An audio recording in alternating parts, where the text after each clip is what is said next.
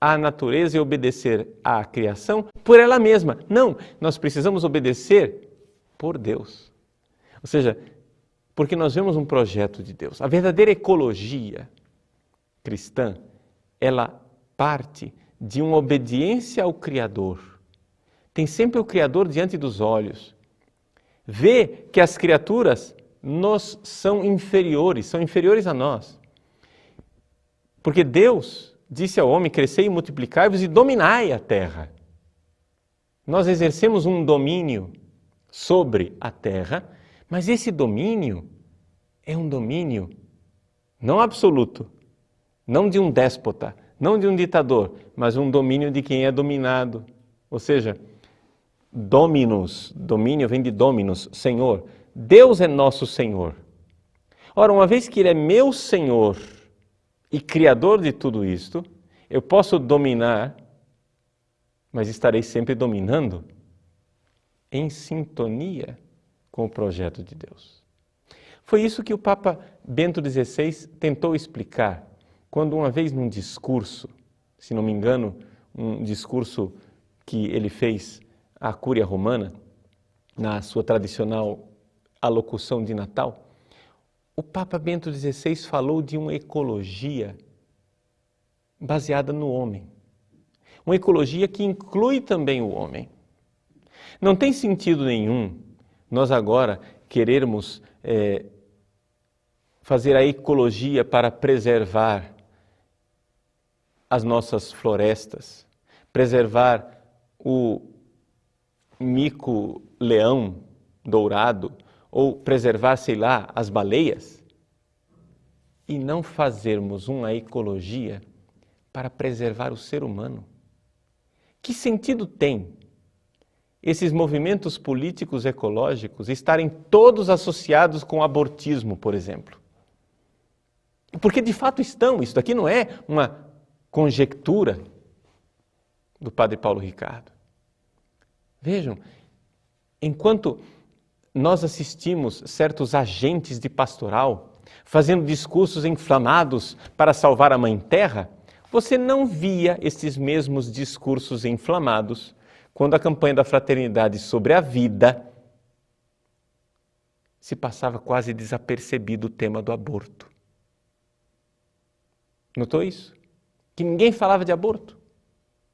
Como é que é possível fazer uma campanha da fraternidade sobre a vida e ninguém tratar o tema do aborto com verdadeira garra? E, no entanto, acanhadamente se falava assim, né? A vida, mas ninguém tratou do aborto. Por quê? Porque as pessoas que têm mentalidade revolucionária e as há dentro da igreja, ou seja, existem pessoas revolucionárias dentro da igreja com essa mentalidade, essas pessoas que têm mentalidade revolucionária, elas querem pôr em prática a agenda do movimento revolucionário. E a agenda do movimento revolucionário quer destruir o cristianismo e implantar um neopaganismo. Implantar uma religião mundial que seja uma espécie de caldeirão de mistura, onde todas as religiões são boas e nós temos aí um panteão de deuses, ou seja, o velho paganismo. É o que havia no Império Romano, ou seja, deuses pagãos, onde cada um convive com o seu Deus, e Jesus Cristo seria um destes deuses. Mas aí você já está compreendendo que isso não é o cristianismo, isso é a destruição do cristianismo. Porque se o cristianismo nasceu, não é, no seu berço judaico, exatamente como um monoteísmo, como um profundo ateísmo que rejeita os outros deuses, como é possível agora nós queremos defender os deuses pagãos? Nós queremos agora nos dizer cristãos e venerarmos a Mãe Terra.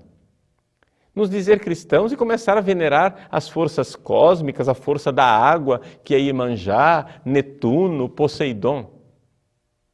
Não, nós não podemos fazer isso. Nós temos que venerar e adorar a Deus, Deus verdadeiro. Nosso Deus verdadeiro. Então, meus irmãos, vejam como existe ali uma armadilha, não é? Ou seja, os bons católicos todos vão ver a campanha da fraternidade como uma visão católica, claro. Campanha da fraternidade, vamos lutar, não é? Para fazer uma ecologia justa, para obedecer às leis de Deus, para obedecer à ordem que Deus implantou na criação. E ao obedecer esta ordem da criação, é claro, existe uma ecologia do homem, lembra Bento XVI naquele discurso. Uma ecologia do homem. O aborto vai contra a ecologia do homem. A cultura gay e os direitos homossexuais são contra a ecologia do homem. Claro! Por quê? Porque Deus fez homem e mulher.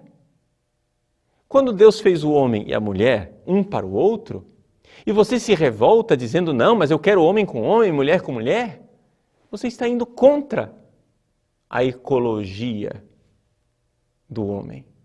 E esses exemplos não são meus, são do Papa Bento XVI. Pois bem, só é possível fazer uma ecologia cristã se nós tivermos firmes a ideia de Deus Criador e das criaturas. E que na pirâmide desta criação está lá o ser humano, que tem uma dignidade especial. Por quê? Porque Deus se fez homem. Deus não se fez baleia, mico-leão dourado, galinha, canarinho. Deus não se fez nada disso, se fez homem. E, no sentido de criatura perfeita, né? É claro que o corpo e a alma de Jesus são criados. Ele é Deus, eterno, Filho de Deus que se fez homem. Mas quando ele se fez homem, o corpo e a alma de Jesus são criados. Mas não dá para a gente usar a palavra criatura para Jesus, porque ele é Deus criador, não é verdade? Nele nós fomos criados. Pois bem, se nós formos usar a palavra criatura, a criatura mais perfeita de todas chama-se Maria Santíssima. A Virgem Maria. Não é a Mãe Terra. A criatura mais perfeita é uma mãe, mas não é a Mãe Terra. A criatura mais perfeita é a Mãe de Deus. Então, como é possível fazer uma ecologia? Como é possível eu defender o meio ambiente sem me lembrar desta soberania do homem? E não somente a soberania do homem, a soberania do cristão. Porque pelo batismo somos sacerdotes, profeta e reis. Existe um reinado do cristão sobre a criação. Exatamente porque o cristão é servo de Deus, ele deixa que Deus o domine e por isso ele pode exercer esse domínio de Deus. Essa é a ecologia correta. Agora, de repente, nós vemos em músicas, em panfletos, em sermões, mensagens, pessoas equivocadamente adotando, quase que sem perceber, uma mensagem pagã. Vejam, eu não estou aqui condenando ninguém. Quem sou eu para condenar alguém? Eu estou condenando esta linguagem. Eu estou condenando estas ideias. Eu não estou condenando pessoas, porque às vezes as pessoas são inocentes úteis. Não é? E esses inocentes úteis vão repetindo, papagaiando, não é? Repetindo essas mensagens, como se elas fossem a coisa mais sensata do mundo, e no entanto não são. No entanto, trata-se de uma coisa absurda. Então, veja, meu irmão, nós temos aqui, diante dessa campanha da fraternidade, nós temos que receber esse tema, que é oportuno. Portanto, eu não estou condenando a iniciativa dos nossos bispos, não estou condenando a iniciativa da CNBB, o tema é oportuno, mas nós temos que aplicá-lo de forma adequada. Aplicá-lo de forma adequada numa verdadeira ecologia cristã. Ou seja, nada de neopaganismo. Nada de abrirmos as portas para uma linguagem que quer reduzir o cristianismo a uma das tantas religiões possíveis num panteão de uma religião mundial relativista. O relativismo da religião mundial.